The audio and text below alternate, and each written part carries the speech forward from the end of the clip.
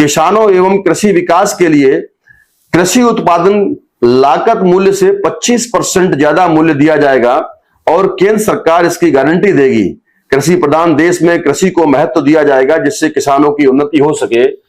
जिस तरीके से उद्योगपति पूंजीपतियों का हर साल ये सरकारें कर्जा माफ करती हैं और वो खरबों रुपए ऐसे ही लुटा देती है उनके ऊपर में, वो ठीबर चंद घरानों के ऊपर। अगर वही पैसा किसानों के नाम पर अगर दिया जाए, किसानों की फसलों का मूल्य ही उचित दिया जाए, तो मैं इस मैनिफेस्टो के माध्यम से आप लोगों को यह सुनिश्चित करना चाहता हूं और ये स्टैम्प पेपर पर अभी आप लोगों को हमारे अलग अलग हिस्सों से जो हमारे कैंडिडेट खड़े हुए हैं उनके माध्यम से भी आपके पास जाएगा, जो बहुजन मुक्ति पार्टी और उनसे समर्थित उम्मीदवार हैं उनके द्वारा ये घोषणा पत्र आप तमाम जनता तक, तमाम सम्मानित मतदाताओं तक पहुंचेगा, जिसमें हम ये सुनिश्चित कर रहे हैं कि बहुजन मुक्ति पार्टी की सरकार अगर आती है तो किसान की फसल में अगर 100 रुपए की लागत आ रही है तैयार होने में, तो उस लागत मूल्य का 25% अधिक मूल्य अर्थात 100 रुपए की लागत आने पर 125 रुपए के हिसाब से उनकी फसल को खरीदा जाएगा। ये गारंटी भारत सरकार की यानी कि बहुजन मुक्ति पार्टी की जब केंद्र में गवर्नमेंट होगी, ये हम लोग आप लोगों को गारंटी दे रहे हैं। साथियों, वो 25% क्यों दे रहे हैं? क्योंकि किसान केवल अकेला काम नहीं करता है, उसका पूरा परिवार जो है उसमें रात दिन खटता रहता है, रात दिन उसमें काम करता है। तो वो एक तरीके से उस किसान को उसका फायदा मिलना चाहिए। 4-5 आदमी उसके फैमिली के होते हैं, वो सारे के सारे लोग उसमें लगे रहते हैं, तो उसकी फसल का लागत मूल्य का 25% अधिक मूल्य एमएसपी पर कम से कम गारंटी बनाने का कानून हम लोग बनाएंगे। अनुसूचित जातियों, जनजातियों यानी एसटी शेड्यूल ट्राइब के लिए भारतीय संविधान की अनुच्छेद 5वीं और 6वीं को तुरंत लागू किया जाएगा। आज लगभग 75 साल होने के बाद भी देश में 5वीं और 6वीं अनुसूची जो शेड्यूल ट्राइब के लिए बनाई गई थी, अंग्रेजों के द्वारा बनाया हुआ कानून है, उस वक्त का बनाया हुआ कानून जहां आदिवासियों को स्वायत्त शासन करने का अधिकार है, उनकी सार्वभौम संसद में बनाया हुआ कानून भी उनकी इजाजत, उनकी मर्जी के बगैर वहां लागू उस ट्राइबल एरिया में नहीं हो सकता है। मगर देश में आज की तारीख में जिस तरीके से वो छत्तीसगढ़ का जो हसले का जंगल है, वो जंगल को पूरी तरीके से समाप्त करके वहां पर उद्योगपति पूंजीपतियों के हाथों में सुपुर्द करने का काम किया जा रहा है। ये आदिवासियों पर अतिक्रमण करने का काम, उनको बेदखल करने का कार्यक्रम है, जो बिल्कुल बर्दाश्त नहीं किया जाएगा। और उन भोले भाले आदिवासियों को फिर से वोट लेने के लिए ये लोग जा सकते हैं। मैं अपने तमाम आदिवासी भाइयों को यह अपील करना चाहता हूं कि ऐसे लोगों से सावधान रहें। आप बहुजन मुक्ति पार्टी समर्थित उम्मीदवार जो स्टैम्प पेपर पर आपको यह गारंटी देता है कि आपको जल जंगल जमीन का जो मौलिक अधिकार है उसको 5वीं और 6वीं अनुसूची को तत्काल प्रभाव से हम लोग लागू करेंगे। अगर हमारे सभी भाई हमारे प्रतिनिधियों को चुन करके देश की सबसे बड़ी महापंचायत संसद में भेजने का काम करते हैं, तो बहुत सारे ऐसे मुद्दे हैं, जैसे भारत में 83 करोड़ लोगों की आय प्रतिदिन 6 रुपया और अधिकतम 20 रुपया है, ऐसा अर्जुन सेन गुप्ता कमेटी ने बताया। अर्जुन सेन गुप्ता कमेटी की रिपोर्ट है कि भारत में प्रतिदिन 6 रुपया कमाने वाले और मैक्सिमम 20 रुपया कमाने वाले लोगों की जो संख्या है वो 83 करोड़ है। तो जो 6 से लेकर के 20 रुपए तक अपना जीवन यापन करने वाले लोग हैं, और उससे भी गया गुजरा आज की तारीख में नरेंद्र मोदी की सरकार ने बना दिया है। भारत सरकार जो नरेंद्र मोदी की डबल इंजन की सरकारें चल रही है, इसमें तो वो 6 और 20 रुपए कमाने लायक भी नहीं छोड़ा, मुफ्तखोर बना दिया है पूरी तरीके से।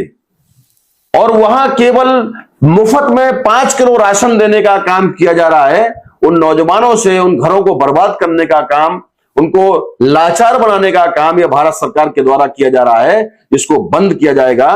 और बहुजन मुक्ति पार्टी की सत्ता आने पर प्रत्येक परिवार के ऐसे 20 करोड़ परिवारों को निश्चित करने का काम बहुजन मुक्ति पार्टी करेगी जो भूखमरी और गरीबी रेखा से नीचे जीवन यापन कर रहे हैं।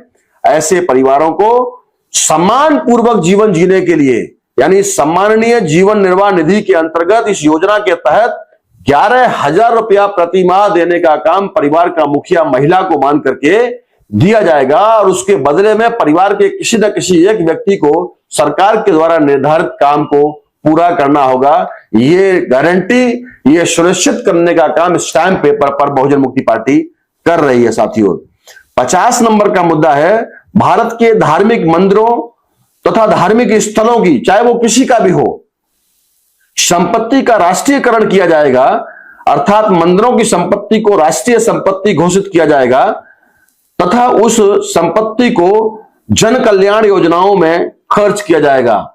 इसका मतलब है कि आस्था के नाम पर, धर्म के नाम पर लोग मंदिरों में अरबों खरबों रुपए का दान देते हैं और उस दान पर केवल एक जाति विशेष का ही एकाधिकार है। इस एकाधिकार को बहुजन मुक्ति पार्टी की सत्ता आने पर बंद किया जाएगा, क्योंकि वो जनता का पैसा है, जनता के हित में खर्च होना चाहिए। आस्था के नाम पर, भगवान के नाम पर, ईश्वर के नाम पर, अल्लाह के नाम पर वो पैसा जो है वहां पर इकट्ठा हो रहा है, वो किसी जाति विशेष का पैसा नहीं है।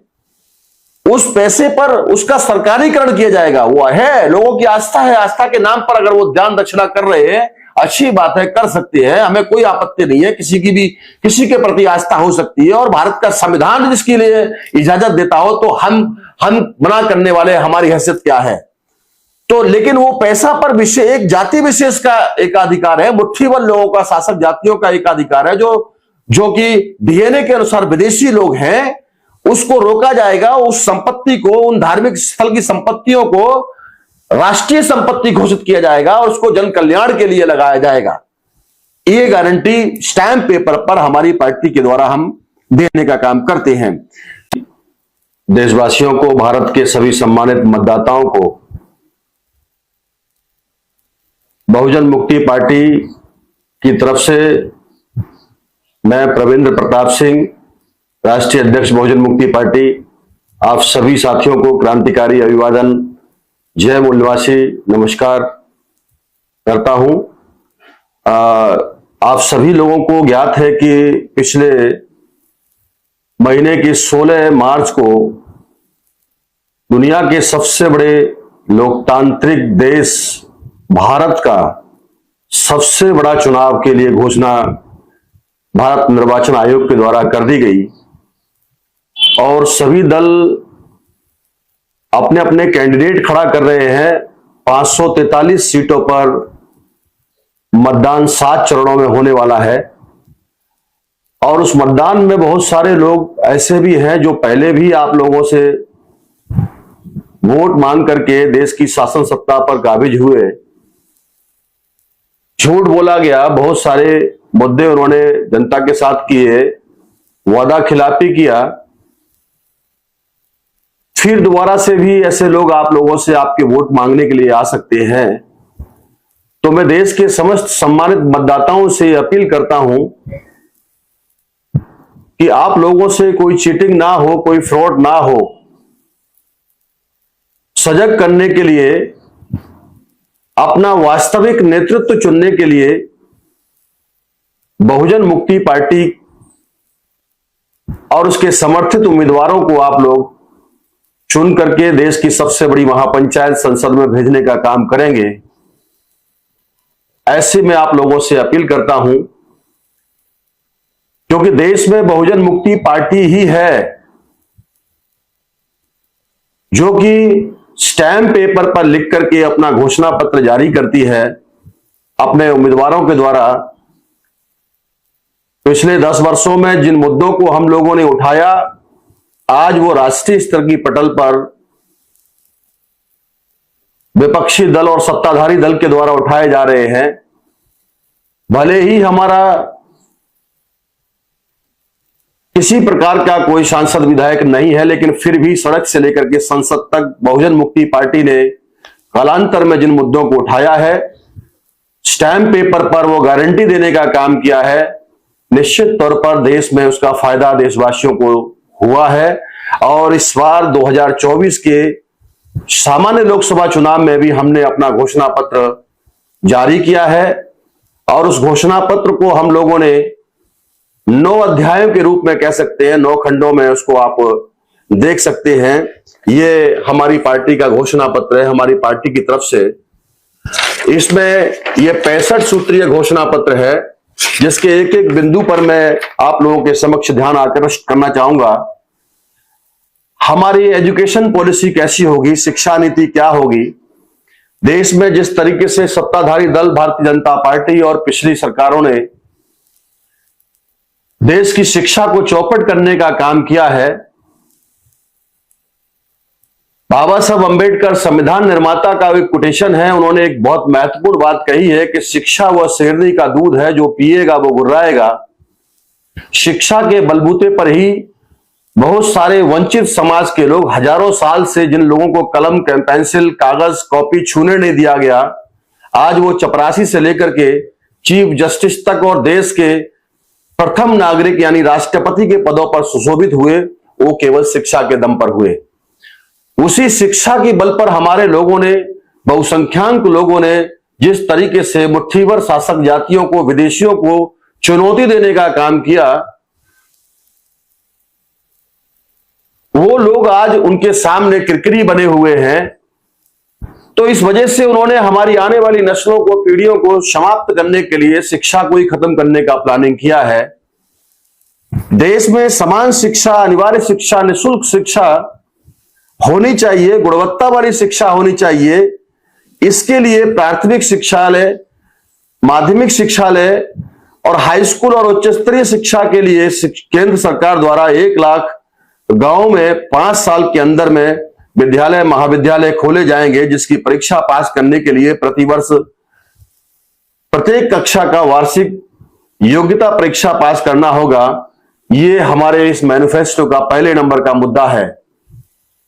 दूसरे नंबर का, इसी शिक्षा नीति के तहत, राइट टू एजुकेशन के तहत गुणवत्ता वाली शिक्षा देने के लिए जो राइट टू एजुकेशन का कानून पिछली सरकारों ने पारित किया है, अगर बहुजन मुक्ति पार्टी समर्थित गवर्नमेंट भारत में आती है तो राइट टू एजुकेशन वाला जो कानून है उसको हम लोग पुनः संसद में पास करेंगे, जिससे कि शिक्षा को और मजबूत किया जा सके।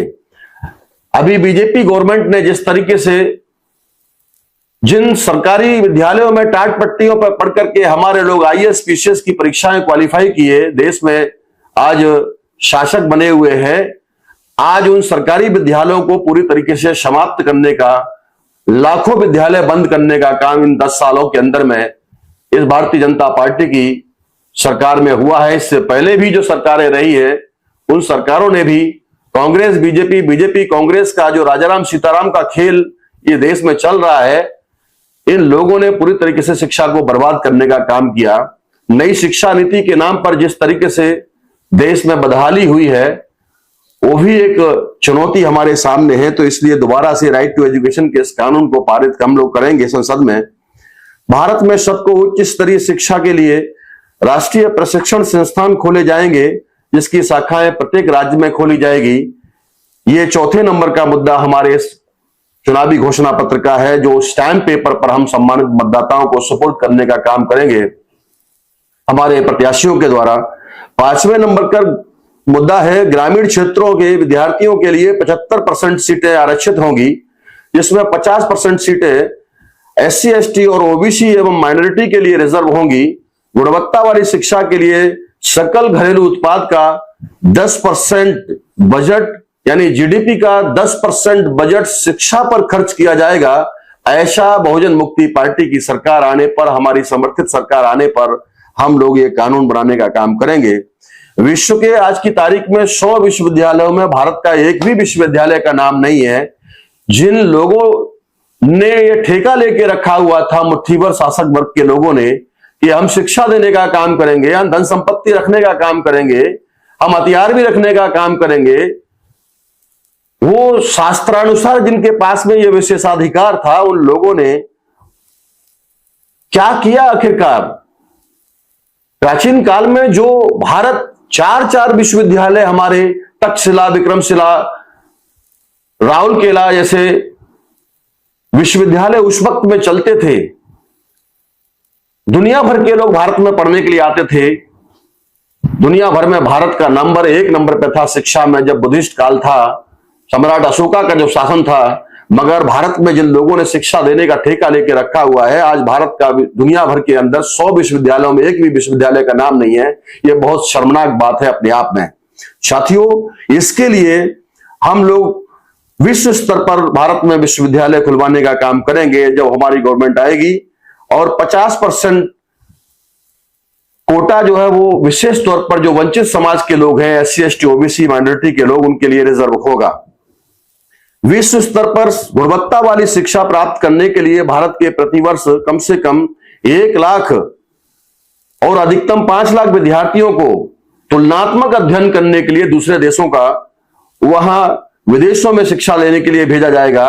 यह योजना कक्षा 5 से लेकर के लागू होगी और 85% SC ST OBC और माइनॉरिटी के छात्रों के लिए विशेष तौर पर प्रावधान विदेश भेजने का काम भी किया जाएगा, जिससे कि तुलनात्मक अध्ययन, जिस प्रकार बाबा साहब अंबेडकर जहां पर संस्कृत पढ़ाने पर पाबंदी लगा दी थी, पढ़ाया नहीं था यहाँ के शासक वर्ग के लोगों ने, शासक जाति के लोगों ने, तो विदेश में जाकर के बाबा साहब अंबेडकर ने, संविधान निर्माता ने शिक्षा ग्रहण करने का काम किया, वहां संस्कृत सीखा, और वहां जिस तरीके से इन्होंने वेद शास्त्रों में जो घोटाले किए थे वो वहां से पढ़ने के बाद उजागर आया।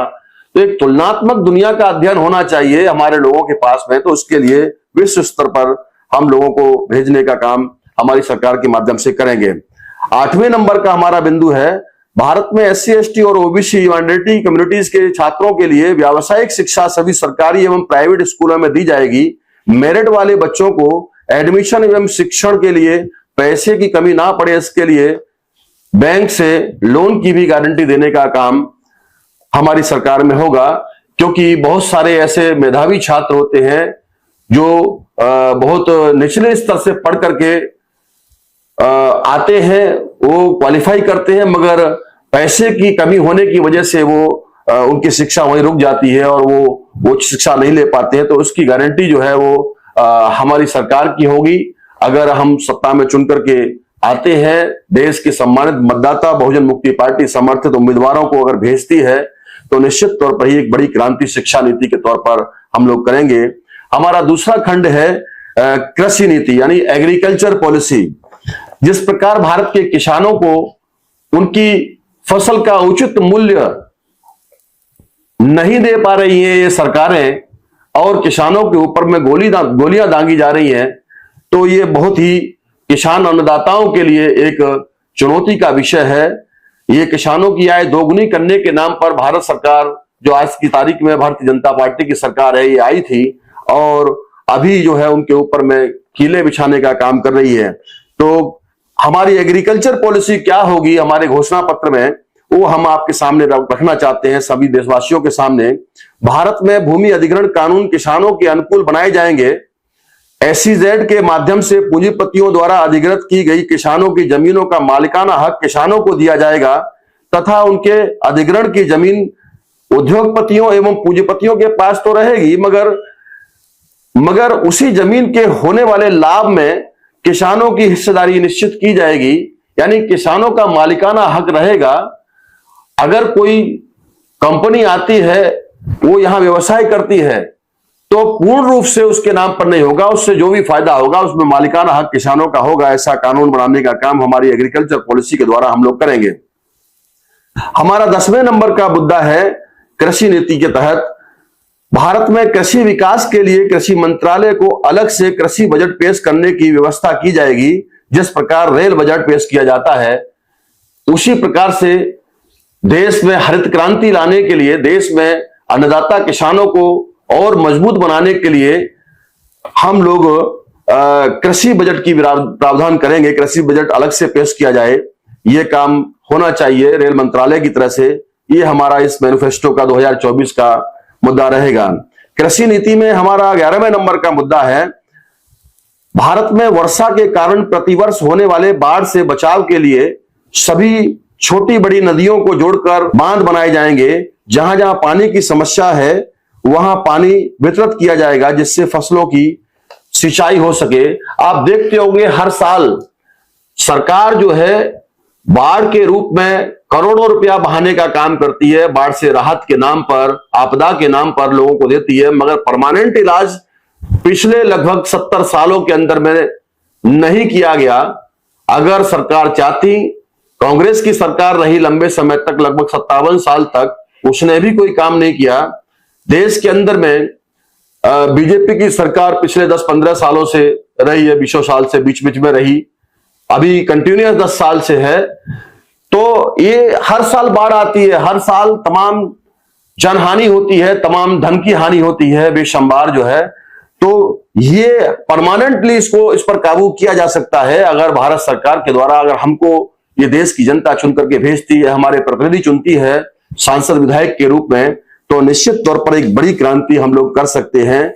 तमाम नदियों को जहां बाढ़ आती है, जिन नदियों में आपस में जोड़ करके डैम बनाए जाएंगे और उन बांध के माध्यम से पानी का स्टॉक किया जाएगा और उस पानी से बिजली भी पैदा होगी। और दूसरी तरफ जो है किसानों के लिए नहरें निकाल करके जिस क्षेत्र में सूखा ग्रस्त इलाका है वहां पर भी पानी पहुंचाने का काम हमारी सरकार में हम लोग करेंगे। साथियों, इसके अलावा नदियों को जोड़ने का कार्य तुरंत प्रभाव से शुरू किया जाएगा ताकि औद्योगिक विकास एवं औद्योगिकीकरण करने के लिए पानी का सदुपयोग किया जा सके। लाखों अरबों खरबों क्यूसेक पानी जो है, जो मीठा पानी होता है, वो समंदर में जाकर के नमकीन पानी में बेकार हो जाता है, मिल जाता है। तो अगर उस पानी को रोका जाए और डैम के रूप में रखा जाए तो तमाम उद्योगों का भी विकास हम लोग कर सकते हैं। तो जिससे औद्योगिकरण भी होगा, उस पानी का सदुपयोग होगा। तो इसके लिए तुरंत प्रभाव से यह काम औद्योगिकरण करने के लिए हम लोग करेंगे। कृषि नीति के तहत ही हमारा 13 नंबर का जो बिंदु है, उसके माध्यम से भारत में किसानों एवं कृषि विकास के लिए कृषि उत्पादन लागत मूल्य से 25% ज्यादा मूल्य दिया जाएगा और केंद्र सरकार इसकी गारंटी देगी। कृषि प्रधान देश में कृषि को महत्व दिया जाएगा जिससे किसानों की उन्नति हो सके। जिस तरीके से उद्योगपति पूंजीपतियों का हर साल ये सरकारें कर्जा माफ करती हैं, अरबों खरबों रुपए ऐसे ही लुटा देती है उनके ऊपर में, वो ठीभर चंद घरानों के ऊपर। अगर वही पैसा किसानों के नाम पर अगर दिया जाए, किसानों की फसलों का मूल्य ही उचित दिया जाए, तो मैं इस मैनिफेस्टो के माध्यम से आप लोगों को यह सुनिश्चित करना चाहता हूं और ये स्टैम्प पेपर पर अभी आप लोगों को हमारे अलग अलग हिस्सों से जो हमारे कैंडिडेट खड़े हुए हैं उनके माध्यम से भी आपके पास जाएगा, जो बहुजन मुक्ति पार्टी और उनसे समर्थित उम्मीदवार हैं, उनके द्वारा ये घोषणा पत्र आप तमाम जनता तक, तमाम सम्मानित मतदाताओं तक पहुंचेगा, जिसमें हम ये सुनिश्चित कर रहे हैं कि बहुजन मुक्ति पार्टी की सरकार अगर आती है तो किसान की फसल में अगर 100 रुपए की लागत आ रही है तैयार होने में, तो उस लागत मूल्य का 25% अधिक मूल्य अर्थात 100 रुपए की लागत आने पर 125 रुपए के हिसाब से उनकी फसल को खरीदा जाएगा। ये गारंटी भारत सरकार की यानी कि बहुजन मुक्ति पार्टी की जब केंद्र में गवर्नमेंट होगी, ये हम लोग आप लोगों को गारंटी दे रहे हैं। साथियों, वो 25% क्यों दे रहे हैं? क्योंकि किसान केवल अकेला काम नहीं करता है, उसका पूरा परिवार जो है उसमें रात दिन खटता रहता है, रात दिन उसमें काम करता है। तो वो एक तरीके से उस किसान को उसका फायदा मिलना चाहिए। 4-5 आदमी उसके फैमिली के होते हैं, वो सारे के सारे लोग उसमें लगे रहते हैं, तो उसकी फसल का लागत मूल्य का 25% अधिक मूल्य एमएसपी पर कम से कम गारंटी बनाने का कानून हम लोग बनाएंगे। कृषि नीति में ही 14 नंबर का हमारा मुद्दा है, भारत के अलग अलग क्षेत्रों में अलग अलग कृषि उत्पाद होते हैं, उन सभी मूल्यवान कृषि उत्पादों का औद्योगिक कार्यों के लिए उपयोग किया जाएगा। कृषि उत्पाद आधारित उद्योगों पर मालिकाना हक किसानों का ही होगा या वहां के लोकल क्षेत्र के लोगों का ही होगा। इसका मतलब है कि अलग अलग एरिया में, जैसे अगर हम बात करें महाराष्ट्र की, तो सबसे ज्यादा कपास पाया जाता है, कॉटन की खेती होती है वहां पर। अगर हम बात करें मध्य प्रदेश की, तो वहां अलग अलग प्रकार की जो है दलहन की, तिलहन की फसलें पाई जाती हैं। अगर राजस्थान की बात करें तो वहां बेहतरीन किस्म का जीरा होता है और अलग अलग जो सरसों होती है या पीली सरसों होती है तेल के लिए।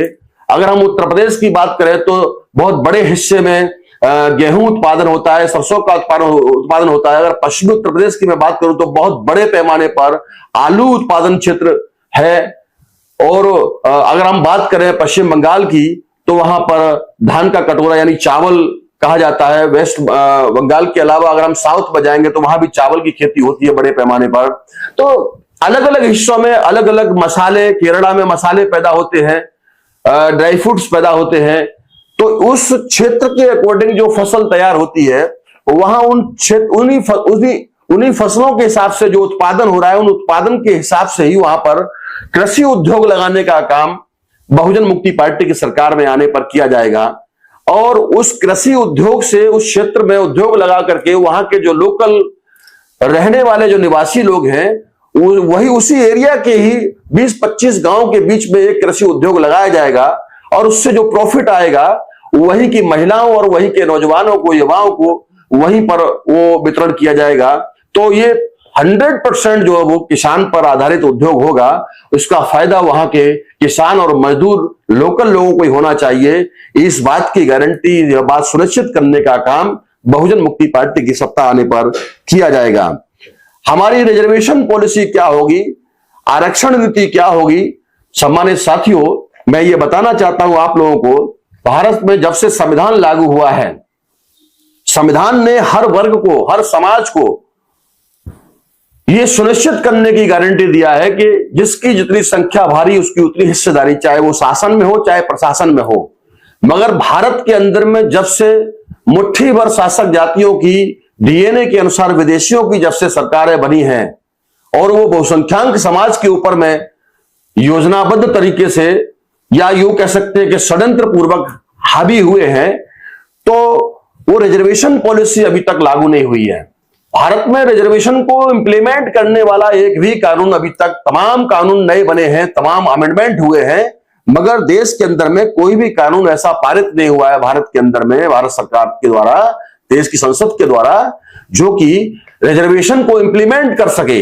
इसलिए बहुजन मुक्ति पार्टी की सत्ता आने पर भारत के समस्त सार्वजनिक और निजी संस्थानों में 100% रिजर्वेशन का प्रावधान हो। आरक्षण को अमल में लाने के लिए रिया नाम का कानून, इसका मतलब है reservation implementation act, RIA, reservation implementation act बनाने का काम बहुजन मुक्ति पार्टी की सत्ता आने पर किया जाएगा। रिजर्वेशन पॉलिसी यानी आरक्षण नीति में हमारा 16वें नंबर का जो मुद्दा है वो है देश में सभी जातियों की जाति आधारित जनगणना करवाकर संख्या के आधार पर प्रशासन में उनको 100% आरक्षण यानी प्रतिनिधित्व दिया जाएगा। ऐसा करके लोकतांत्रिकरण किया जाएगा। देश में आज लगभग 65% हिस्सेदारी, जिस तरीके से बिहार का आंकड़ा आया है, हर राज्य में अगर इस तरीके से जनगणना कराई जाए ओबीसी की जाति के आधार पर, हर कम्युनिटी की करानी चाहिए। इवन मैं ये कहना चाहता हूं कि SC ST OBC यानी 6,247 जातियों की जाति के आधार पर जब जनगणना देश में होगी तो किस जाति की कितनी संख्या है ये जानकारी होगी और उस जाति में से ही जो आगे बढ़े हुए लोग हैं, जो पढ़े लिखे लोग हैं, उनको भी हिस्सेदारी मिलनी चाहिए। जो कमजोर वर्ग के लोग हैं उनको भी जो है उस जाति के अंदर में उनको विशेष शिक्षा दे करके, विशेष तौर पर उनको मुहैया करा करके उनको भी देश की आगे बढ़ने में उनका भी सहारा लिया जाना चाहिए। तो साथियों, 100% गिनती होनी चाहिए हर बिरादरी की, ऐसा हमारी सत्ता आने पर जाति आधार जनगणना करवाई जाएगी। 17 नंबर का मुद्दा है भारत में प्रत्येक परिवार के एक व्यक्ति को सरकारी अथवा गैर सरकारी यानी प्राइवेट संस्थानों में नौकरी दी जाएगी। ये हम स्टैंप पेपर पर हमारे कैंडिडेट के माध्यम से हमारी सरकार आने पर हम ये गारंटी दे रहे हैं कि हर परिवार को, चाहे वो गवर्नमेंट के लायक है तो गवर्नमेंट नौकरी दी जाएगी, अगर वो प्राइवेट सेक्टर की बात है तो प्राइवेट सेक्टर में नौकरी दी जाएगी। क्योंकि भारत में जिस तरीके से पब्लिक अंडरटेकिंग सेक्टर हो या गवर्नमेंट सेक्टर हो, निजी हाथों में पिछली सरकारों ने बेचने का काम किया है, गिरवी रखने का काम किया है। अब इस प्राइवेटाइजेशन में जो किया हुआ मामला है, इसमें जल्द से इसको खत्म नहीं किया जा सकता है। इसलिए निजी क्षेत्र में भी प्राइवेटाइजेशन होना चाहिए, उसमें भी प्रतिनिधित्व मिलना चाहिए हमारे लोगों को। इसके लिए हम लोगों ने ये प्रावधान किया है। तो हर परिवार को ये नौकरी देने का काम, और जो नौकरी नहीं करना चाहते हैं ऐसे बाकी परिवारों के योग्य नौजवानों को स्वयं रोजगार करने के लिए प्रोत्साहित किया जाएगा एवं स्वरोजगार को प्रोत्साहन देने के लिए न्यूनतम 2% ब्याज दर पर बैंक से ऋण उपलब्ध कराया जाएगा, जिसकी जिम्मेदारी सरकार की होगी। 18वें नंबर का मुद्दा है आरक्षण नीति के तहत भारत के सभी राज्यों को केंद्र शासित प्रदेशों के लिए शिक्षित बेरोजगारों, राज्यों और केंद्र शासित प्रदेशों के शिक्षित और बेरोजगार जैसे पोस्ट ग्रेजुएट को 5,000 रुपया, ग्रेजुएट को 3,000 रुपया, इंटरमीडिएट को 2,500 रुपया और हाई स्कूल पास बेरोजगारों को 2,000 रुपये प्रति माह नौकरी ना लगने तक बेरोजगारी भत्ता दिया जाएगा। ये हम गारंटी देते हैं इस बात के लिए, भारत में जितने भी हमारे पोस्ट ग्रेजुएट, ग्रेजुएट या इंटर पास या हाई स्कूल पास छात्र छात्राएं हैं, उन लोगों को नौकरी जब तक सरकार नहीं दे देती है, हमारी सरकार आने पर, तब तक बेरोजगारी भत्ता के रूप में उनको 5,000, 3,000, 2,500, 2,000 रुपए बेरोजगारी भत्ता के रूप में यह राशि उनको देने का काम बहुजन मुक्ति पार्टी करेगी। 19 नंबर का मुद्दा है स्वयं रोजगार निर्माण एवं बेरोजगार निर्मूलन के लिए केंद्र में कैबिनेट स्तर का एक मंत्रालय खोला जाएगा जो समय समय पर समीक्षा करेगा। 20 नंबर पर रिजर्वेशन पॉलिसी के तहत भारत के सभी सरकारी एवं निजी संस्थानों में प्रमोशन में आरक्षण संख्या के अनुपात में दिया जाएगा। यह व्यवस्था सभी वर्गों में लागू होगी। अनुसूचित जाति में भी आरक्षण के लिए वर्गीकरण ABC वर्ग बनाया जाएगा। जैसे A कैटेगरी में पिछड़ी अनुसूचित जाति, B कैटेगरी में अति पिछड़ी अनुसूचित जाति और C कैटेगरी में अत्यधिक पिछड़ी अनुसूचित जाति में वर्गीकृत किया जाएगा। इसका मतलब एक्सट्रीम बैकवर्ड शेड्यूल कास्ट। साथियों, इसी प्रकार अनुसूचित जनजातियों में भी यही प्रक्रिया लागू की जाएगी। जैसे अति पिछड़ी अनुसूचित जनजाति, B अति पिछड़ी अनुसूचित जनजाति, C अत्यधिक पिछड़ी अनुसूचित जनजाति। इसी प्रकार से 22 नंबर का हमारा जो मुद्दा है, वर्गीकरण की प्रक्रिया में OBC को 4 वर्ग ABCD में वर्गीकृत किया जाएगा तथा रेनके कमीशन की सिफारिशों को लागू किया जाएगा। ये सुनिश्चित किया जाता है। इस घोषणा पत्र के माध्यम से हम सम्मानित मतदाताओं को ये गारंटी देते हैं स्टैम्प पेपर के द्वारा। 23 नंबर पर भारत में जिन प्रांतों में NT, DNT, VGNT के लोग रहते हैं, उन प्रांतों में उन्हीं वर्गों के पढ़ने वाले छात्रों के लिए आवासीय विद्यालय खोले जाएंगे। साथियों, अगला बिंदु है हमारा, भारत में आरक्षण को लागू करने वाला केंद्रीय आयोग आरक्षण क्रियान्वयन आयोग का गठन किया जाएगा जो कार्यक्रमों की निगरानी करेगा और आयोग की शाखाएं प्रत्येक राज्य में खोली जाएंगी। 25 नंबर पर रिजर्वेशन पॉलिसी के तहत हमने यह सुनिश्चित किया है सम्मानित मतदाताओं के लिए कि अगर आप हमें वोट देते हैं, हमारे प्रतिनिधियों को चुनवा करके भारत की संसद में भेजते हैं, तो हम संवैधानिक सामाजिक समूहों के लिए जैसे कि SC, ST, OBC, माइनॉरिटी और सामान्य वर्ग की अलग अलग प्रतियोगिता की परीक्षा ली जाएगी और उनके अपने अपने समूह में के अंतर्गत ही मेरिट लिस्ट बनाई जाएगी, जिससे सार्वभौम अभ्यर्थियों को वर्गीकरण में जगह मिल सके। इससे बैकलॉग की भी समस्या खत्म कर दी जाएगी। साथियों, अभी जो लिस्ट बनती है वो लिस्ट सभी की कंबाइंड बनती है, तो सबको शिकायत रहती है कि कुछ रिजर्वेशन वाले भी लोग वहां पहुंच गए हैं, हमारे को रिजर्वेशन से फायदा नहीं हुआ। तो जनरल लिस्ट बनाने की बजाय हर कैटेगरी की अपनी अपनी एक लिस्ट बनेगी, जिससे कि उसी कैटेगरी के लोगों को ही वहां पर हम लोग चयन प्रक्रिया में लाने का काम करेंगे। साथियों, इससे कि हर परिवार, हर एक समुदाय को जो है अपने अपने हिस्से का जो है न्याय मिल सके। 26 नंबर पर है, आरक्षण में क्रीमी लेयर संपूर्ण भारत में पूरी तरीके से खत्म कर दिया जाएगा, जिससे पिछड़े वर्ग को संख्या के अनुपात में हिस्सेदारी मिल सके। यह व्यवस्था सभी क्षेत्रों में लागू होगी।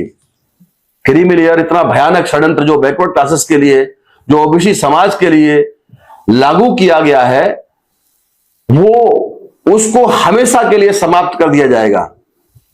वो क्रीमी लेयर की वजह से लगभग 25 साल के अंदर में आज भी बैकवर्ड क्लासेस की हिस्सेदारी शासन प्रशासन में नहीं हो पाई है।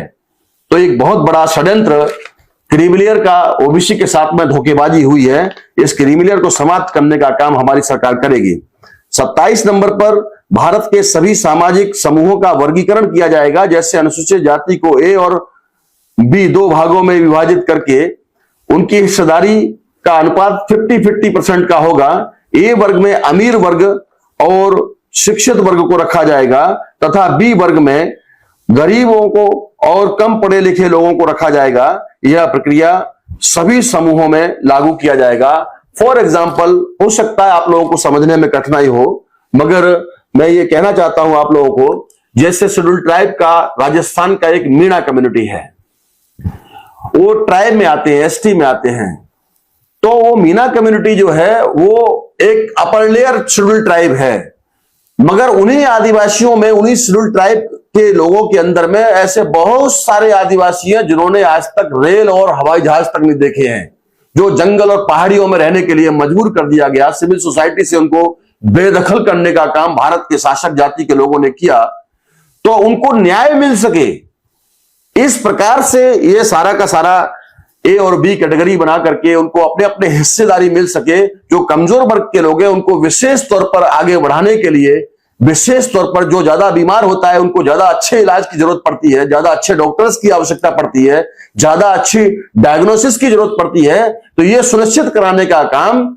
बहुजन मुक्ति पार्टी की सत्ता आने पर किया जाएगा।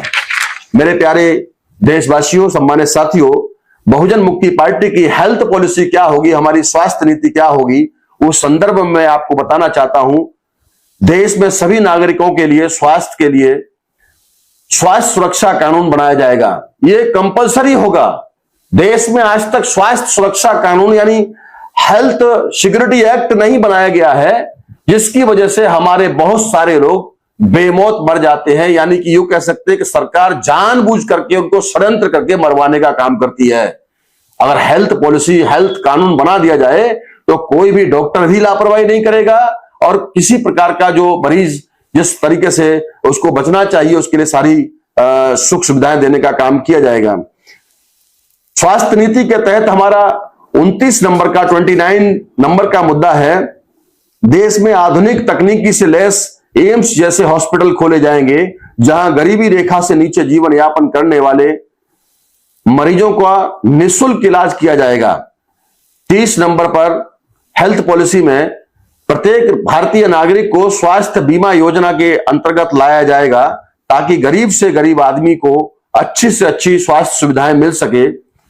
31 नंबर पर स्वास्थ्य शिक्षा व रोजगार प्रत्येक नागरिक का मौलिक अधिकार है, इन्हें निःशुल्क उपलब्ध कराया जाएगा। साथियों, जिस तरीके से हम लोगों ने 2014 के लोकसभा चुनाव के अंदर में इसी प्रकार से जब स्टैंप पेपर पर लिख करके घोषणा पत्र जारी किया, तब जाकर के ये जो वर्तमान में बीजेपी की सरकार है, अभी वो हेल्थ कार्ड इश्यू करने का काम किया है, मगर उस हेल्थ कार्ड के द्वारा जो फायदा मरीज को होना चाहिए वो मरीज को ना होते हुए सारा का सारा कारपोरेट घरानों के जो हॉस्पिटल्स है उनको मिल रहा है। सारा का सारा बंदरबाट करने का कार्यक्रम चल रहा है, जो हकीकत में देखी जाती है फर्जी बिल पास किए जाते हैं।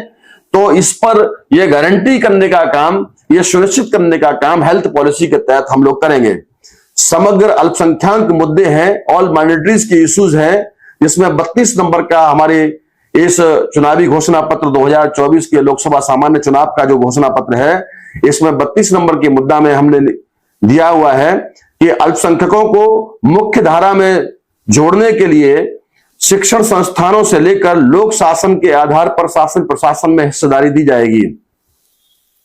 33 नंबर पर समग्र अल्पसंख्यक के मुद्दे में धार्मिक अल्पसंख्यक जैसे मुस्लिम, सिख, ईसाई, बुद्धिस्ट, जैन और लिंगायत लोगों के ऊपर होने वाले अत्याचार के विरोध में CVPA, इसका मतलब है कम्युनल वायलेंस प्रिवेंशन एक्ट बनाया जाएगा, जिससे सभी के मौलिक अधिकारों की कानून बनाकर गारंटी दी जाएगी। आप लोग देखते होंगे कि किस तरीके से एक अल्पसंख्यक समुदाय के लोगों को, पंजाब में सिख लोगों को खालिस्तानी के नाम पर, देश भर में मुसलमानों को आतंकवाद के नाम पर, शेड्यूल कास्ट के लोगों को राष्ट्रद्रोह के मुकदमे लगाकर, आदिवासियों को नक्सलाइट के नाम पर अलग अलग एरियाज में अलग अलग लोगों को अलग अलग तरीके से, क्रिश्चियंस के लोगों के साथ में अन्याय अत्याचार हो रहा है। ये अलग अलग प्रकार से जिस तरीके से जो आज की तारीख में सत्यानाश करने का काम ये जो सरकार में बैठे हुए लोग कर रहे हैं, अगर भारत में कम्युनल वायलेंस प्रिवेंशन एक्ट बना दिया जाए तो ये जो राष्ट्रद्रोही काम करने वाले लोग हैं, जो मॉब लिंचिंग करवा करके कुछ लोगों के माध्यम से कुछ लोगों को मरवाने का काम करते हैं, टारगेट करते हैं, ये निश्चित तौर पर बिल्कुल नहीं होगा। इस पर रोक लगाई जा सकती है। तो ये मुद्दा हम लोगों ने इस घोषणा पत्र के माध्यम से हम ये सुनिश्चित करना चाहते हैं तमाम हमारे अल्पसंख्यक समूह के भाइयों को, बहनों को, कि आपके साथ में कोई अन्याय नहीं होगा। इसके लिए हम गारंटी देते हैं। और 34 नंबर पर अल्पसंख्यक के ऊपर हिंदू धर्म थोपा जाएगा, यह असंवैधानिक है। इसके लिए कानून लागू किया जाएगा। जिस तरीके से भारत के अंदर में आज की तारीख में एक धर्म विशेष को बाकी लोगों के ऊपर में थोपने का काम किया जा रहा है, एक धर्म के लोगों के लिए खुद देश के प्रधानमंत्री प्रचार प्रसार करते हैं, मंदिरों में जाकर के घंटा बजाने का काम करते हैं, दूसरे लोगों को उकसाने का काम करते हैं, यह बहुत ज्यादा गलत काम है। भारत के संविधान की शपथ लेते हैं और संविधान के ही विरोध में द्रोह करने का काम, संविधान के साथ में विद्रोह करने का काम करते हैं। संविधान को बदलने का बहुत सारे जो पौगा लोग हैं, जो बाबाजी लोग हैं, वो करने का काम करते हैं। तो ये संविधान द्रोही कृत्य है, इसको बिल्कुल बर्दाश्त नहीं किया जाएगा। किसी संविधान धर्मनिरपेक्ष है, देश में रहने वाले सभी लोग किसी भी धर्म को मान सकते हैं, ऐसा भारत का संविधान सबको इजाजत देता है। मगर धर्म और जाति के नाम पर लोगों को टारगेट करके मरवाने का काम किया जाता है, जो बर्दाश्त के काबिल नहीं है। साथियों, एक धर्म के लोगों का दूसरे धर्म के ऊपर में थोपने का काम नहीं होगा। इसके लिए कानून बनाया जाएगा। मॉब लिंचिंग को रोकने के लिए भी कानून बनाया जाएगा। अत्याचार निवारण नीति, देश में बहुत सारे एट्रोसिटीज होती हैं। एट्रोसिटीज प्रिवेंशन पॉलिसी के तहत 36 नंबर का हमारा ये घोषणा पत्र का मुद्दा है। भारत में कमजोर वर्गों पर होने वाले अन्याय और अत्याचार को रोकने के लिए कानून बनाकर कड़ाई से लागू किया जाएगा, जिससे पिछड़े वर्ग यानी कि SC, ST, OBC, NT, DNT, VGNT पर कोई व्यक्ति या संगठन अन्याय या अत्याचार ना कर सके। 37 नंबर पर हम भारत के सभी सम्मानित मतदाताओं को यह गारंटी देते हैं इस घोषणा पत्र के माध्यम से स्टैंप पेपर पर कि अत्याचार निरोधक दल स्वयंसेवी संस्थाओं के माध्यम से विकसित किया जाएगा। स्वयंसेवी संस्थाएं हमारे लोगों की होंगी। अत्याचार पर रोक लगाने और जान माल की रक्षा के लिए हथियार भी दिए जाएंगे। इसके लिए कानून में आवश्यक संशोधन भी किया जाएगा।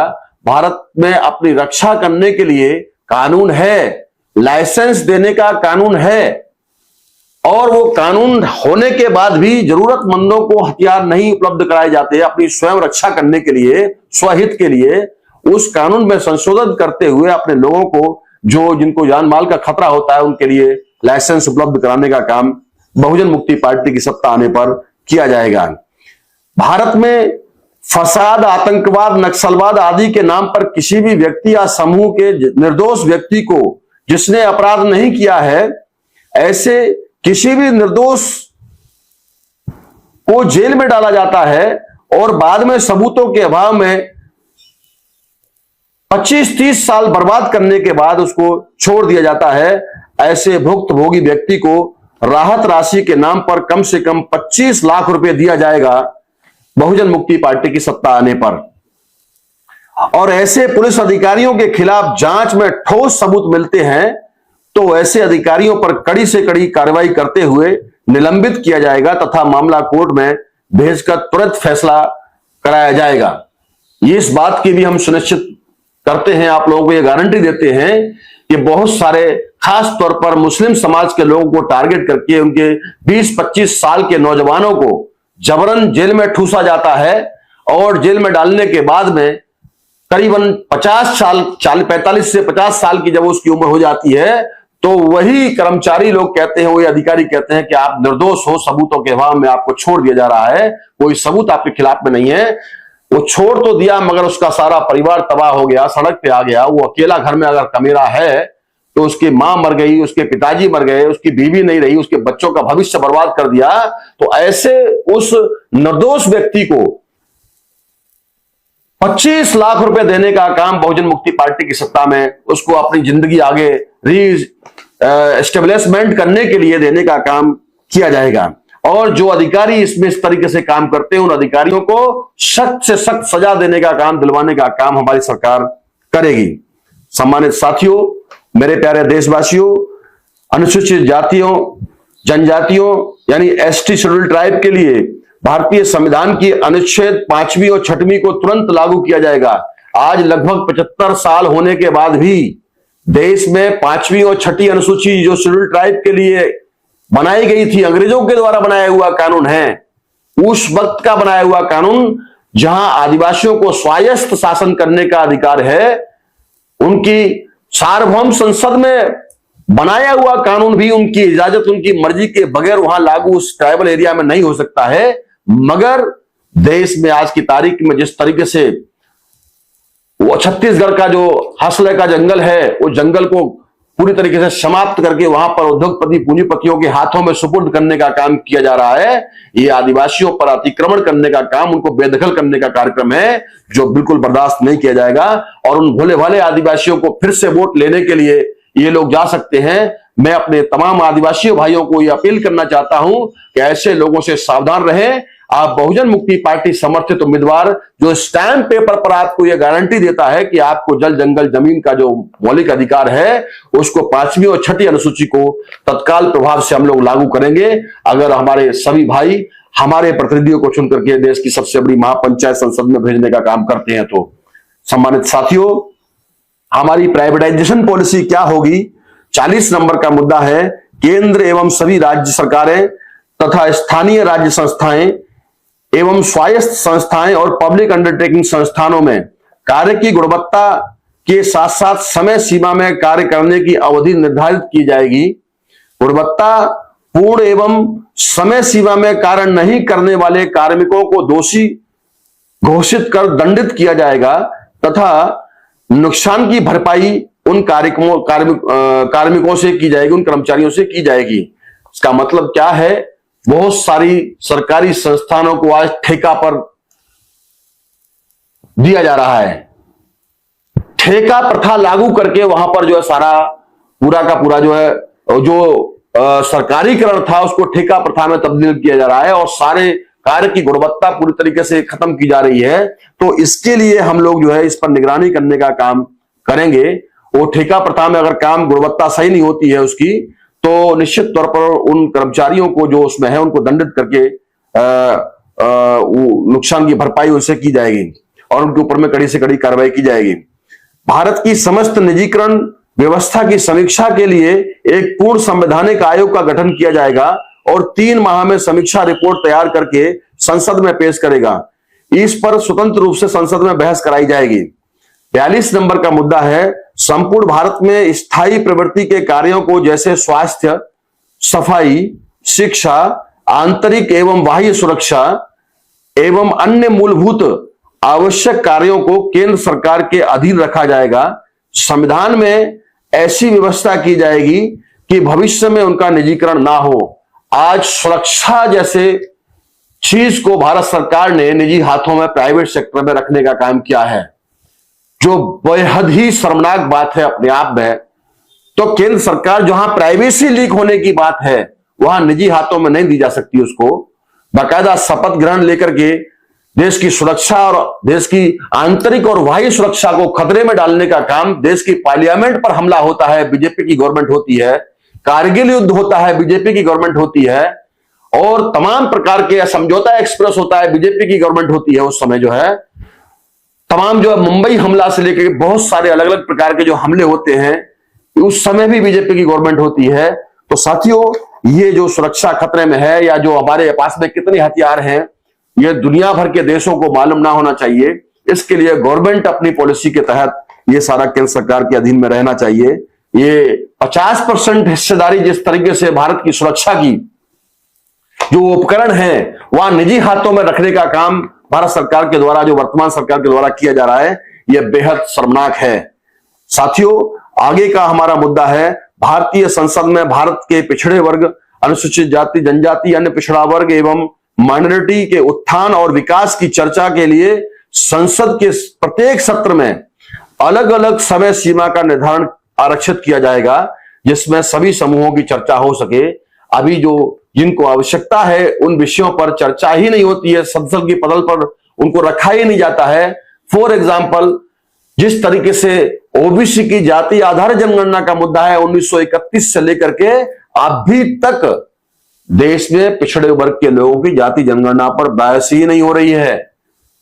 उसको खदेड़ दिया जाता है, उस मुद्दे को पटल पे लाया नहीं जाता है। यह तो बहुजन मुक्ति पार्टी है जिसकी वजह से इन 10 सालों में आज राहुल गांधी को बोलना पड़ रहा है आकर के सामने कि ओबीसी की भी जाति जनगणना होनी चाहिए, जबकि उन्होंने खुद नहीं होने दिया अपने समय में, अपने कार्यकाल में उनकी सरकार ने खुद नहीं होने दिया।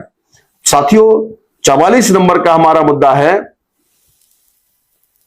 भारत के पिछड़े वर्ग, अनुसूचित जाति, जनजाति, अन्य पिछड़ा वर्ग और माइनॉरिटी कम्युनिटी के विकास और उत्थान के लिए अलग अलग स्वतंत्र मंत्रालय खोले जाएंगे तथा इसके लिए प्रतिवर्ष 1 लाख करोड़ रुपए का प्रावधान किया जाएगा। बहुजन मुक्ति पार्टी की अगर सत्ता आती है तो चाहे वो शेड्यूल कास्ट का मंत्रालय हो, चाहे वो शेड्यूल ट्राइब का मंत्रालय हो, चाहे वो बैकवर्ड क्लासेस का मंत्रालय हो, चाहे वो अलग अलग विभिन्न प्रकार की जो दीगर माइनॉरिटीज हैं उनका मंत्रालय हो, उनके लिए अलग से प्रावधान करने का काम बहुजन मुक्ति पार्टी की सत्ता आने पर किया जाएगा। औद्योगिक विकास नीति, हमारा इस मैनिफेस्टो का जो अलग अध्याय है इंडस्ट्रियल डेवलपमेंट पॉलिसी के तहत भारत के चौमुखी विकास के लिए तीव्र गति से औद्योगिकीकरण करने के लिए स्पेशल औद्योगिक विकास नीति बनाई जाएगी। औद्योगिक विकास नीति ऐसी होगी जिससे रोजगार निर्माण पर ज्यादा जोर दिया जाएगा।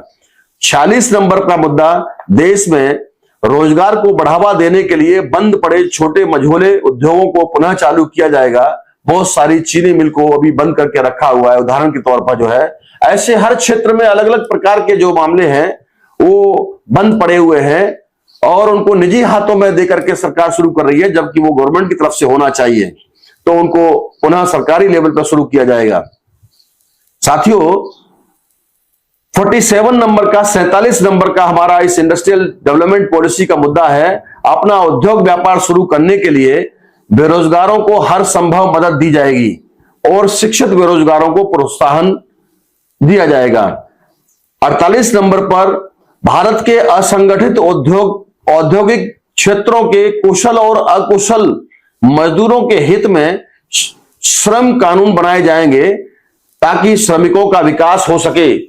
साथियों, जिस तरीके से भारतीय जनता पार्टी की सरकार में लॉकडाउन के दौरान नए श्रम कानून बनाए गए और उन नए श्रम कानून के तहत जो प्रावधान संविधान में बाबा साहब अंबेडकर ने, संविधान निर्माता ने उस समय 8 घंटे की ड्यूटी का कानून बनाया था, चाहे वो गवर्नमेंट सेक्टर का मामला हो, चाहे वो प्राइवेट सेक्टर का मामला हो, चाहे वो पब्लिक अंडरटेकिंग सेक्टर का मामला हो, चाहे वो किसी कल कारखाने में या किसी उद्योग में काम करने का मामला हो, 8 घंटे की ड्यूटी होगी और 8 घंटे से ज्यादा उसकी इच्छा पर निर्भर है। अगर वो काम करना चाहता है तो कर सकता है, मालिक उसको ओवर टाइम देगा। जो कंपनी का मालिक है, जो कंपनी के प्रबंधन है, उसको ओवर टाइम देंगे, चाहे तो कर सकता है, नहीं चाहे तो नहीं कर सकता है। मगर जिस तरीके से नए कानून बना करके, नए श्रम कानून के नाम पर श्रमिकों का, मजदूरों का शोषण हो रहा है, यह बर्दाश्त के बाहर का मामला है। उन तमाम मजदूर किसानों के जो खून पसीना की कमाई जो है वो उसको ना मिलते हुए 12 घंटे की जगह पर कम से कम 8 घंटे की जगह पर 12 से 14 घंटे तक जो एक्स्ट्रा ओवर काम लिया जा रहा है, मगर वेतन उतना ही दिया जा रहा है। इससे तो केवल उद्योगपतियों को ही बढ़ावा देने का कार्यक्रम है और ये उद्योगपति पूंजीपतियों के हित का कानून है जो भारतीय जनता पार्टी के द्वारा बनाया गया है। इन कानूनों को हमारी सत्ता आने पर रद्द किया जाएगा, इसमें संशोधन किया जाएगा और कानून ऐसे होंगे जिससे कि श्रमिकों का उत्थान हो सके।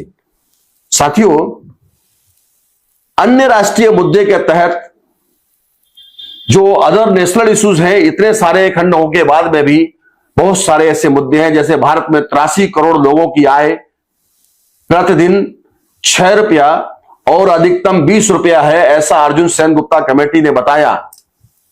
अर्जुन सेन गुप्ता कमेटी की रिपोर्ट है कि भारत में प्रतिदिन 6 रुपया कमाने वाले और मैक्सिमम 20 रुपया कमाने वाले लोगों की जो संख्या है वो 83 करोड़ है।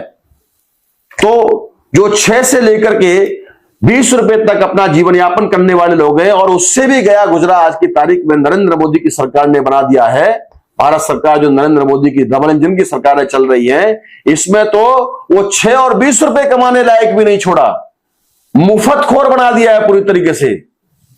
और वहां केवल मुफ्त में 5 किलो राशन देने का काम किया जा रहा है। उन नौजवानों से उन घरों को बर्बाद करने का काम, उनको लाचार बनाने का काम यह भारत सरकार के द्वारा किया जा रहा है, जिसको बंद किया जाएगा। और बहुजन मुक्ति पार्टी की सत्ता आने पर प्रत्येक परिवार के ऐसे 20 करोड़ परिवारों को निश्चित करने का काम बहुजन मुक्ति पार्टी करेगी, जो भूखमरी और गरीबी रेखा से नीचे जीवन यापन कर रहे हैं। ऐसे परिवारों को सम्मान पूर्वक जीवन जीने के लिए, यानी सम्माननीय जीवन निर्वाह निधि के अंतर्गत इस योजना के तहत 11,000 रुपया प्रति माह देने का काम परिवार का मुखिया महिला को मान करके दिया जाएगा। और उसके बदले में परिवार के किसी न किसी एक व्यक्ति को सरकार के द्वारा निर्धारित काम को पूरा करना होगा। ये गारंटी, ये सुनिश्चित करने का काम स्टैंप पेपर पर बहुजन मुक्ति पार्टी कर रही है। साथियों, 50 नंबर का मुद्दा है भारत के धार्मिक मंदिरों तथा धार्मिक स्थलों की, चाहे वो किसी का भी हो, संपत्ति का राष्ट्रीयकरण किया जाएगा। अर्थात मंदिरों की संपत्ति को राष्ट्रीय संपत्ति घोषित किया जाएगा तथा उस संपत्ति को जन कल्याण योजनाओं में खर्च किया जाएगा। इसका मतलब है कि आस्था के नाम पर, धर्म के नाम पर लोग मंदिरों में अरबों खरबों रुपए का दान देते हैं और उस दान पर केवल एक जाति विशेष का ही एकाधिकार है। इस एकाधिकार को बहुजन मुक्ति पार्टी की सत्ता आने पर बंद किया जाएगा, क्योंकि वो जनता का पैसा है, जनता के हित में खर्च होना चाहिए। आस्था के नाम पर, भगवान के नाम पर, ईश्वर के नाम पर, अल्लाह के नाम पर वो पैसा जो है वहां पर इकट्ठा हो रहा है, वो किसी जाति विशेष का पैसा नहीं है। उस पैसे पर उसका सरकारीकरण किया जाएगा। वो है, लोगों की आस्था है, आस्था के नाम पर अगर वो दान दक्षिणा कर रहे हैं, अच्छी बात है, कर सकते हैं, हमें कोई आपत्ति नहीं है। किसी की भी किसी के प्रति आस्था हो सकती है और भारत का संविधान जिसके लिए इजाजत देता हो तो हम मना करने वाले, हमारी हैसियत क्या है।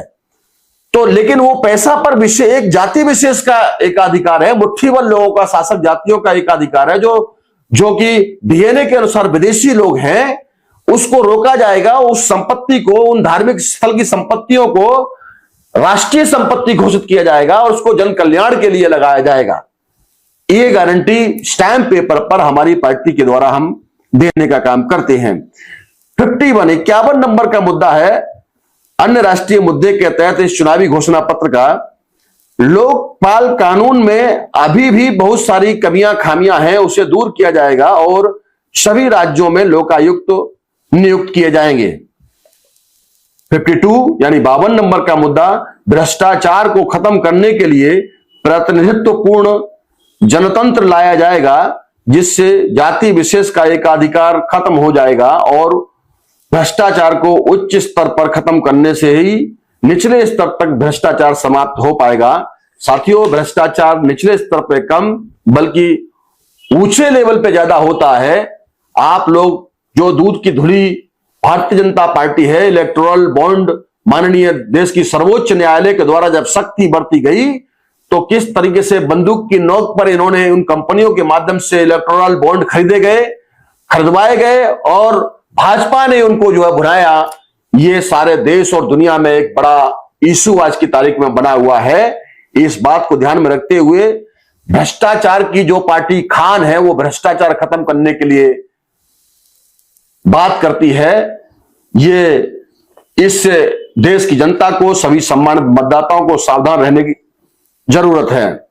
मेरे प्यारे भाइयों, मेरी प्यारी बहनों, 53 नंबर पर हमने आप लोगों के लिए इस चुनावी घोषणा पत्र में यह गारंटी दिया है कि भारत का विकास और भारत के लोगों का विकास के लिए दो अलग अलग संकल्पनाओं को अलग अलग रखा जाएगा तथा दोनों संकल्पनाओं का समान रूप से विकास किया जाएगा। देश एवं देश के लोगों का विकास समान रूप से हो सके। मेरे प्यारे साथियों, एक तो डेवलपमेंट ऑफ द कंट्री होता है, एक development of the people of the country होता है, जो बाबा साहब अंबेडकर ने दुनिया वालों के सामने सवाल खड़ा किए। आज देश का विकास तो हो रहा है कर्जा ले लेकर के, दुनिया भर का IMF ने इस बात की चेतावनी दिया हुआ है भारत सरकार को कि जितनी तुम्हारी GDP है उससे कई हजार गुना आपके ऊपर में देश में कर्जा है। ये कर्जे से कैसे आप निजात पाओगे?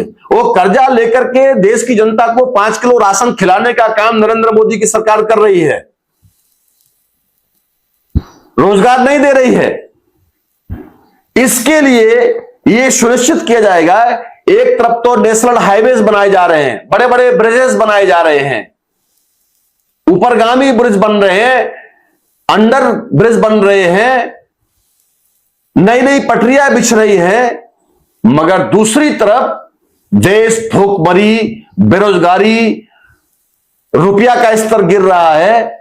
तो ये तमाम दो बातें हैं, दो अलग अलग संकल्पनाएं हैं। एक तो देश का विकास, एक देश में रहने वाले लोगों का विकास शून्य हो रहा है। देश का विकास हो रहा है मगर देश में रहने वाले लोगों का विनाश हो रहा है। सबका साथ सबका विकास का नारा देने वाली ये भारतीय जनता पार्टी की सरकार देश में मूल निवासियों का विनाश करने का काम, देश के बहुसंख्यक समुदाय से आने वाले जो लोग हैं उनका विनाश करने का काम कर रही है। सबका साथ तो लिया, केवल उद्योगपति और पूंजीपतियों का ही इन्होंने विकास किया। देश में अरबों खरबों रुपया लेकर के विदेशों में भगाने का काम इस भारत सरकार ने किया है, चाहे वो विजय माल्या हो, चाहे वो आपका नीरव मोदी हो और तमाम उद्योगपति घराने जो देश में से तमाम अरबों खरबों रुपए लेकर के यहां से गायब हो गए, विदेशों में अपना जमावड़ा लेके बैठे हुए हैं, मगर चौकीदार की नींद नहीं टूट रही है। 56 इंच की छाती का पता नहीं क्या हो रहा है। वो भाषण केवल देते हैं मगर सही मायने में वो उन लोगों को जो करना चाहिए वो नहीं करते हैं। तो ये जुमलेबाज लोगों से मैं देश की जनता को बचाना चाहता हूं। मेरी पार्टी के माध्यम से आप अपना सच्चा नुमाइंदा चुन करके आप लोग भेजने का काम करेंगे, आपके साथ न्याय होगा। ये स्टैम्प पेपर की गारंटी है, ये जुमलेबाजों की गारंटी नहीं है। आजकल गारंटियों का बड़ा दौर है, कांग्रेस के लोग भी गारंटी दे रहे हैं, बीजेपी के लोग भी गारंटी दे रहे हैं, मगर ये धोखेबाज लोग हैं, आप लोगों के साथ में चीटिंग करने का काम करते हैं। साथियों, मेरा अगला नंबर का जो मुद्दा है वो है संपूर्ण भारत में कम से कम 60 राज्यों तथा अधिकतम 100 राज्यों का निर्माण किया जाएगा, क्योंकि छोटे छोटे राज्यों का विकास तेजी से हुआ है। इस बात को ध्यान में रखकर छोटे राज्यों का निर्माण करना होगा ताकि राज्यों के लोगों का समुचित विकास हो सके।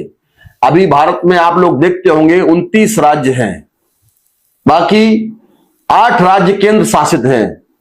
छोटे छोटे राज्यों का बनाना बहुत जरूरी है, इससे जल्दी से डेवलपमेंट होगा। अभी इतना बड़े बड़े राज्य हैं, उत्तर प्रदेश जैसा बड़ा राज्य है, उत्तर प्रदेश में 80 लोकसभा की सीटें आती हैं, 75 जिले हैं। बहुत सारे ऐसे भी जिले हैं भारत में जहां केवल 10 ही जिले हैं, जहां केवल एक ही जिला है। गोवा जैसा छोटा राज्य है, 2 जिले हैं केवल। और उत्तर प्रदेश जैसा भारत का सबसे बड़ा राज्य जिसमें 75-76 जिले हैं आज की तारीख में, तो छोटे छोटे राज्यों का डेवलपमेंट बहुत तेजी से होता है। इसलिए छोटे छोटे राज्यों का बहुजन मुक्ति पार्टी की सत्ता आने पर कम से कम भारत में 60 राज्य बनाए जाएंगे और अधिकतम 100 राज्यों का बनाने का काम किया जाएगा, जिससे कि देश का विकास हो सके। साथियों, 55 नंबर का मेरा मुद्दा है इस घोषणा पत्र का, भारत का समायोजित विकास करने के लिए छोटी छोटी प्रशासनिक इकाइयों को बढ़ावा देने के लिए 100 जिलों का 1000 जिलों का गठन किया जाएगा। अभी कुछ जिले बढ़ करके लगभग 700-725 जिले 725 जिले के समथिंग पूरे देश में हैं। इन जिलों की संख्या 1000 तक बढ़ाई जाएगी बहुजन मुक्ति पार्टी की सत्ता आने पर। मेरे सम्मानित साथियों, 56 नंबर पर इस घोषणा पत्र का मेरा मुद्दा है, भारत के छोटे छोटे गांवों का समुचित विकास करने के लिए 1 लाख गांवों का तीव्र विकास किया जाएगा, जिससे देश के 6 लाख गांव के लोगों को एक साथ एवं एक ही जगह पर सारी सुख सुविधाएं उपलब्ध हो सकें। 57 नंबर पर देश में क्षेत्रीय असंतुलित विकास, जैसे किसी राज्य का ज्यादा तेजी से विकास हो गया, किसी राज्य का कम विकास हुआ है, इस असमानता को तेजी और कमजोर गति से जो विकास हो रहा है दूर किया जाएगा। प्रत्येक राज्य का बराबर बराबर विकास हो सके, इसके लिए कैबिनेट स्तर का एक स्वतंत्र मंत्रालय बनाया जाएगा जो राज्यों तथा राज्यों के लोगों के विकास के लिए काम करेगा। साथियों, 58 नंबर पर महानगरों की बढ़ती हुई आबादी को ध्यान में रखते हुए महानगरों पर आबादी का बोझ ना बढ़े पाए, इसके लिए नए नगरों और महानगरों का निर्माण किया जाएगा। बहुजन मुक्ति पार्टी की सत्ता आने पर इसके लिए 250 नए अतिरिक्त नगरों का निर्माण किया जाएगा। 59 यानी 59 नंबर पर भारत में लगभग 12 करोड़ लोग झुग्गी झोपड़ी तथा टाट पट्टियों की झोपड़ियां बनाकर रहते हैं। उन झोपड़पट्टी बस्तियों को समाप्त करके उनके स्थान पर बहुमंजिल आवासीय इमारतें बनाई जाएंगी। बहुजन मुक्ति पार्टी की सत्ता आने पर यह स्टैंप पेपर पर लिखित गारंटी है कि जो टाट पट्टी बहुत सारे महानगरों में हमारे लोग रह रहे हैं, उनको वहां से कुछ समय के लिए शिफ्ट करके वहां पर बहुमंजिल इमारतों का निर्माण बहुजन मुक्ति पार्टी की सरकार में किया जाएगा और इन्हीं बिल्डिंगों में प्रति परिवार को बहुमंजिल इमारतों में से लगभग 600 वर्ग फीट का एक फ्लैट दिया जाएगा जिसमें सभी मूलभूत सुविधाएं उपलब्ध होंगी। 60 नंबर पर संविधान के मूल सिद्धांत के खिलाफ सभी कानूनों को फौरन रद्द किया जाएगा। 61 नंबर पर डीएनए के आधार पर नागरिकता संशोधन कानून यानी सिटीजनशिप अमेंडमेंट एक्ट सीए जिसे कहा जाता है, उसका पुनः संशोधन किया जाएगा। 62 नंबर पर देश भर में सफाई कर्मियों की सफाई के दौरान सीवर में मृत्यु होने पर ऐसे मृतक परिवारों को 1 करोड़ रुपए का प्रावधान केंद्र सरकार करेगी, जिसके लिए सरकार और मृतक के परिवार का संयुक्त बैंक खाता खोला जाएगा और उसका प्रतिमाह ब्याज उस परिवार को दिया जाएगा। 63 नंबर पर प्रिंट मीडिया, इलेक्ट्रॉनिक मीडिया जो अंधश्रद्धा कर्मकांड फैलाने का काम करेगा, उसका लाइसेंस रद्द किया जाएगा। 64 नंबर पर सरकार के द्वारा SC, ST, OBC और माइनॉरिटी वर्ग के लिए पत्रकारिता एवं मीडिया ट्रेनिंग सेंटर की व्यवस्था की जाएगी और इस कार्य के लिए प्रोत्साहित किया जाएगा। 65 और आखिरी मुद्दा है इस चुनावी घोषणा पत्र का, भारत की न्यायपालिका विशेषकर हाई कोर्ट और सुप्रीम कोर्ट के जजों की नियुक्ति भारतीय प्रशासनिक सेवा की परीक्षा के माध्यम से कराई जाएगी, जिससे आनुपातिक प्रतिनिधित्व का कोटा पूरा होगा। इस प्रकार से मैं देश के सभी सम्मानित मतदाताओं को, भाई बहनों को, खास तौर पर युवा वर्ग के लोगों को जो फर्स्ट टाइम वोटर है, उनको मैं ये अपील करना चाहता हूं कि आप लोग भारत के मूल्यवासियों को शासन करती जमात बनाने वाली एकमात्र पार्टी जिसका नाम है बहुजन मुक्ति पार्टी, उसके उम्मीदवारों को चुनवा करके देश की संसद में भेजने का काम आप लोग करें। और यह काम आपको क्यों करना चाहिए? क्योंकि मेरी पार्टी का दूसरा स्लोगन है, बीएमपी की है सम्मानित मतदाताओं को स्टैम्प पेपर पर गारंटी। आप लोगों को अपने हर घर के दरवाजे पर यह बोर्ड लगाना चाहिए, चस्पा करना चाहिए, A4 साइज पर हाथ से पेन से लिखना चाहिए कि स्टैम्प पेपर पर गारंटी नहीं तो हमारे घर में वोट नहीं। क्योंकि बहुत बड़ा धोखेबाजी आपके साथ में हो रही है। स्टैम्प पेपर पर ही आपको गारंटी देने वाली पार्टी के प्रत्याशियों को चुनवाना चाहिए और हर एक वोट मांगना सभी पार्टियों का अधिकार है, सभी प्रत्याशियों का अधिकार है। जो भी आपके घर में आपसे वोट मांगने आ रहा है, आपके पैर पड़ रहा है, उससे सवाल पूछो कि यह पार्टी बहुजन मुक्ति पार्टी है जिसने ये 65 सूत्रीय घोषणा पत्र स्टैम्प पेपर पर लिख करके दिया है। क्या आप भी दे रहे हैं ऐसा स्टैम्प पेपर? आपको भरोसा कैसे किया जाए? दोबारा वो आपके सामने वोट मांगने की हिम्मत नहीं करेगा। इसलिए साथियों, आप लोग बहुजन मुक्ति पार्टी जो शासन करती जमात बनाने वाली पार्टी है, इसको आप अपना बहुमूल्य वोट देने का काम करेंगे। मेरी पहली बार जो नौजवान वोट दे रहे हैं, भाई हैं, बहनें हैं, उनसे मैं ये अपील करूंगा कि स्टाम्प पेपर पर लिख कर देने वाले पार्टी के समर्थित उम्मीदवारों को चुनवा करके आप भारत की संसद में भेजने का काम करें। बहुत बहुत शुक्रिया आप सभी साथियों को, धन्यवाद। जय भीम, जय मूल निवासी, सत श्री अकाल, जय मसीह की, अस्सलाम वालेकुम दोस्तों, थैंक यू वेरी मच।